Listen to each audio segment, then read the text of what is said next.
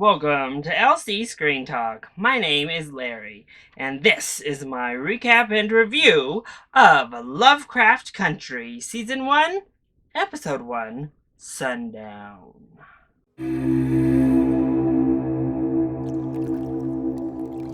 Lovecraft Country is a new HBO series that airs every Sunday, and you can make sure to join me right here at LC Screen Talk to talk about each new episode every week. And here we are with the series premiere of Lovecraft Country.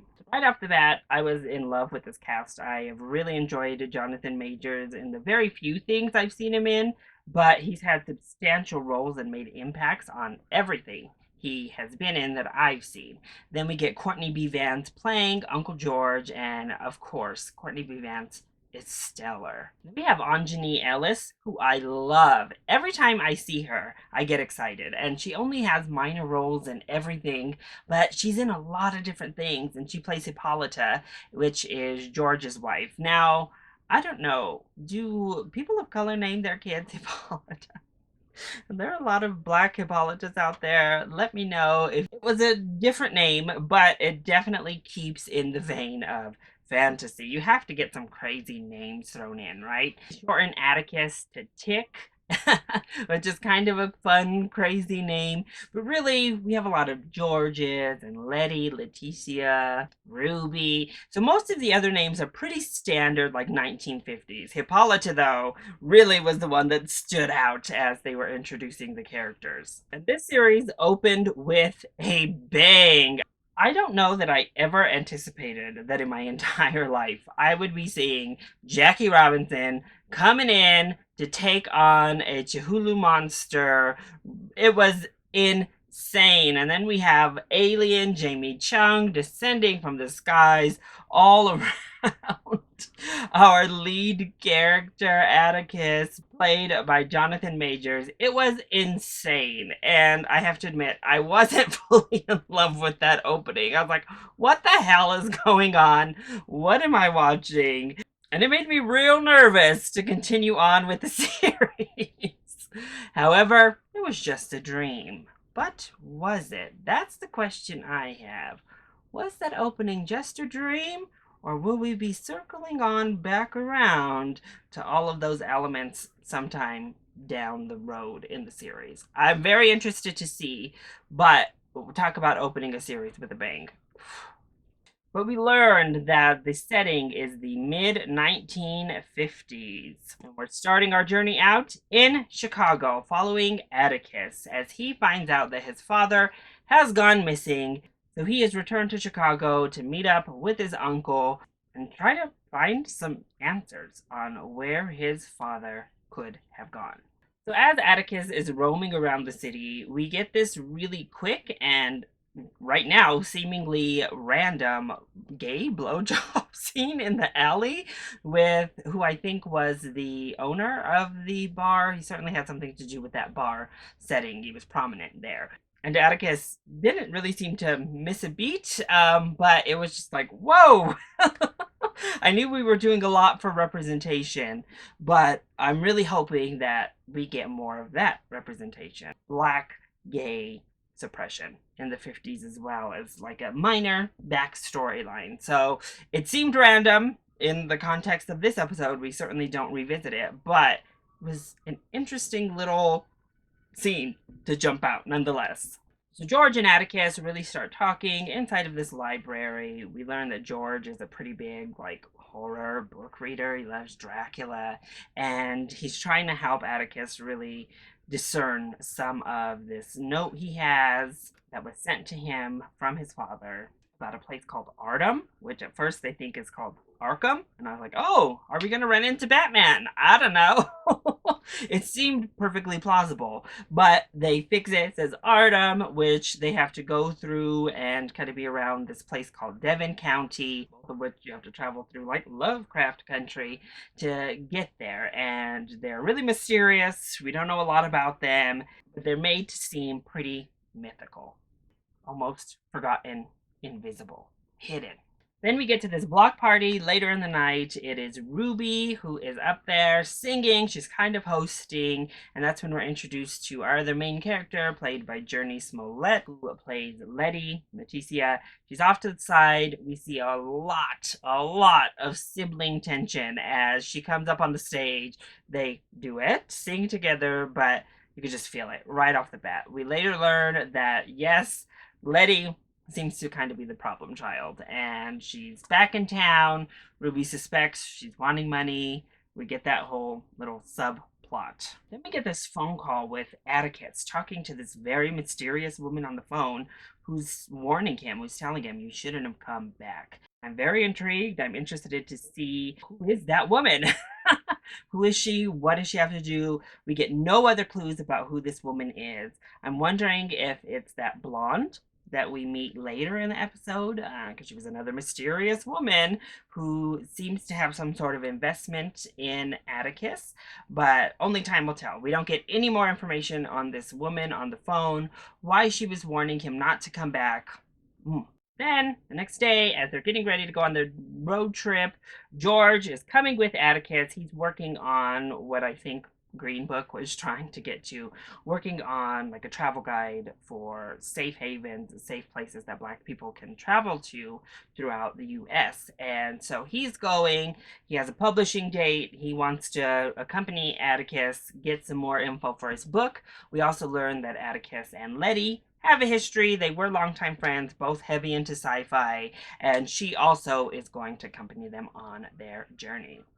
And this really wonderful little subplot is that George's daughter writes comic books, and she writes Black protagonists into her comic books and sends them off with her father so that he has like reading material, can keep up with her passion. And I loved that actually. I really loved seeing this father-daughter relationship and their bond over kind of nerdy stuff way back in the 50s, and you don't often get to see any people of color really portrayed in that light, but certainly not Latinos or Black folks portrayed in this kind of nerd light all that often. So it was really cool to get that moment and to see her creating her own representation. But then we head through on the road trip. They're heading through the Jim Crow era, and they do a great job of really depicting the horrors of the Jim Crow era just through constant but small instances of white people acting ridiculous and acting crazy and being prejudiced and being racist everywhere they go. And of course, just another reminder of what the United States was like during the 50s. We get to this moment where they're stopped on the side of the road and Tick is changing his shirt, and I think I was certainly eyeing him right there with Letty, but she certainly was. So, will we get a love story between them? I don't know, but it certainly seems that at the very least, there's some interest in that direction. But while they're sitting on the side of the road and Tick is showing off his hot bod, decide to head into this town called Simonville and go to this diner. However, diner is not so interracially friendly. The town itself didn't seem to be very friendly toward Black people. But George takes a stand. Says, we're going to eat here. Our money spent just as good as anybody else's. So let's go and let's do this. However, as they're waiting for the waiter to come back and get their order, Letty heads over to the bathroom, overhears the waiter calling the store owners, pretty much ratting them out, saying, hey, there's Black people here. Of course, I didn't serve them. I know what you did last time somebody tried to serve Black people. So Letty runs on out, screams, hey! Get moving now. She hops in the driver's seat, says, I don't care what y'all say, I'm driving right now. Starts booking it. You got the police, you got these white redneck idiots starting to shoot their guns, chasing our trio through the town. Atticus pulls out his gun, starts shooting back, and Letty is just nailing that gas pedal. Even as they get out of this ridiculous redneck backwood town, these white hicks are still on it. The racists are adamant. They got their shotguns, shoot out the back window, and start railing on, coming strong at our protagonists. And it seems like we're going to have a real shootout in the Midwest. Silver Sedan, which we did see very, very briefly earlier in the episode, comes on out and pretty much served as some sort of crazy roadblock. The truck flips all the way over, and that's when we're introduced to this white blonde woman who may or may not be the voice behind that phone call. We don't know. We don't hear her speak. We actually don't see her again in the episode, but she clearly has some sort of vested interest. She was there in Chicago in that silver sedan, and she has some sort of powers because that truck just flipped on over. Nothing was done to her car. She looked good. Love that red lipstick. Speaking of looking good, Jenny Smollett, every single thing she wears in this show is fire. Oh, how she looked in that dang diner, how she looked getting up to her brother's house. All of the costume design across the board is fire, but Journey, woo! She had that budget for them costumes because all of her outfits were looking fine. They get to Letty's brother's house, stay there over the night, and that's when Letty and her brother have this big fight, really go at it. He called her irresponsible, so clearly she has kind of an estranged relationship with her entire family. That's when we learn she missed her mother's funeral. And at the same time, though, George and Atticus have a really deep discussion about Atticus's father. George tells him he thinks he really let his father down. That's when we learn, Atticus also not only has an estranged relationship with his father, which was discussed earlier, but seems to have a pretty estranged relationship with George. And really is like, you weren't there for me either. Good stuck up for me. So, yeah, lots of family tensions every which way you look here.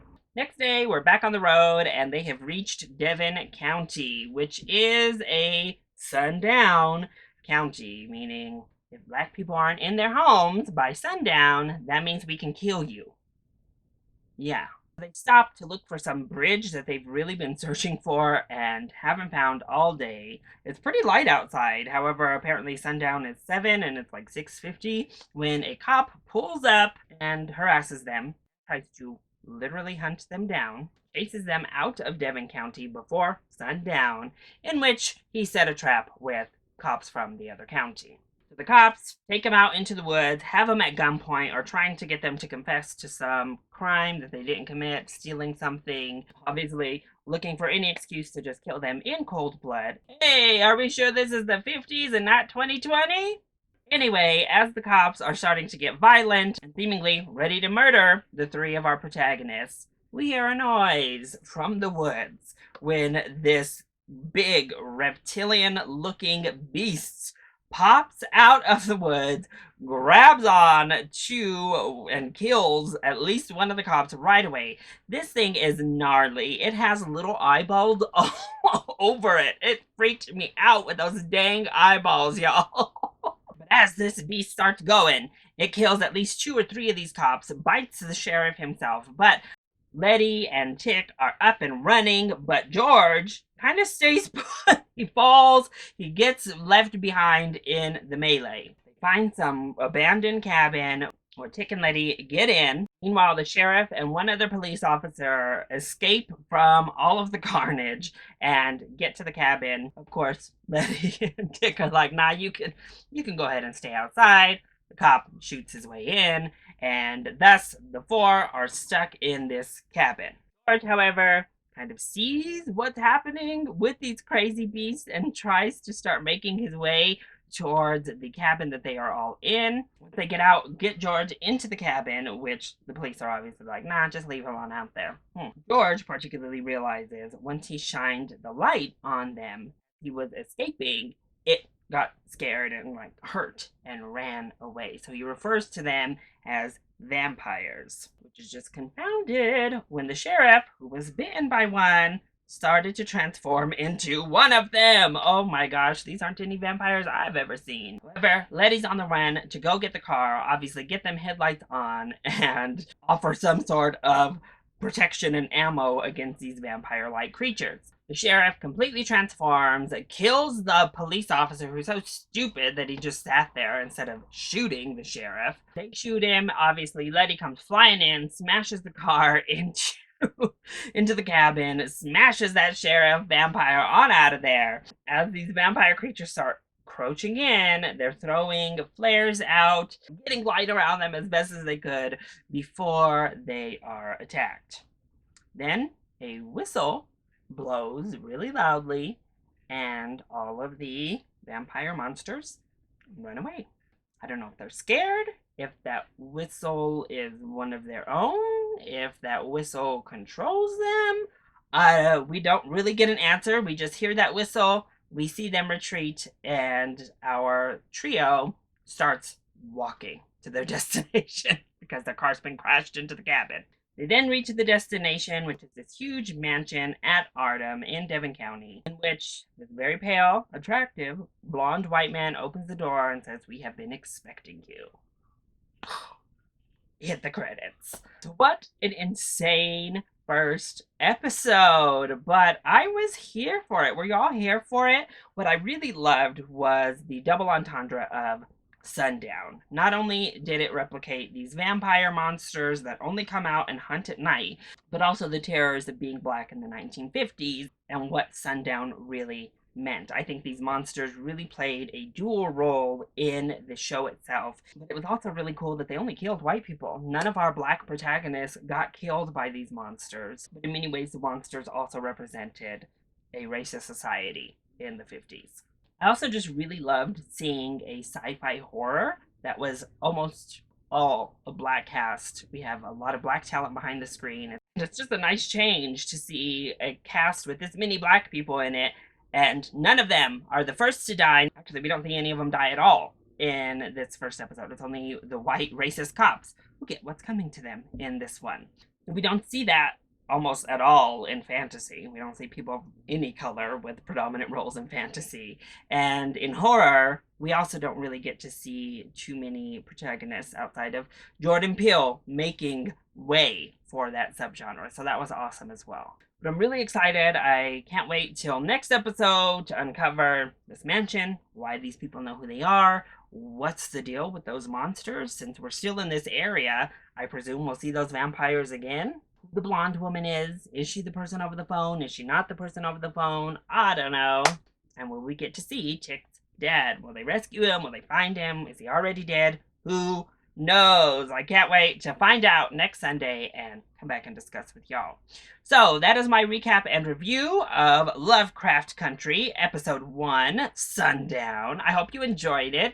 If you did, please hit that like down below and subscribe to the channel so you are always up to date on my latest videos. Also, please make sure that you are joining in on the discussion. What did you think of Lovecraft Country Episode 1? Are you pumped? Are you going to stick on with the series? Let me know either in the comment section down below, and you can hit me up on Twitter. I love you all so much for your continued support. Mwah!